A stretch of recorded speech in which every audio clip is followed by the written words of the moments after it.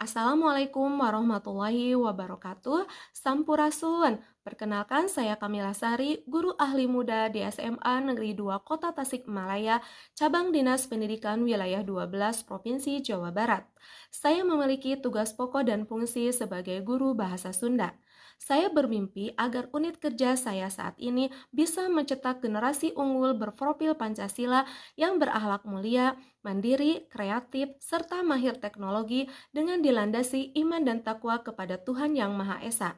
Hal ini sejalan dengan visi sekolah dan visi Jawa Barat, yakni terwujudnya Jabar Juara lahir dan batin. Gagasan untuk mewujudkan mimpi tersebut adalah pertama, menciptakan kegiatan penumbuhan budi pekerti, kedua, meningkatkan pembelajaran yang berpihak kepada murid, ketiga, meningkatkan kemampuan IT bagi murid dan PTK, keempat, meningkatkan kreativitas murid dalam ekstrakurikuler dan perlombaan, kelima, meningkatkan sarana dan prasarana yang lebih memadai. Demikian video profil yang saya buat. Terima kasih atas perhatiannya. Wassalamualaikum warahmatullahi wabarakatuh.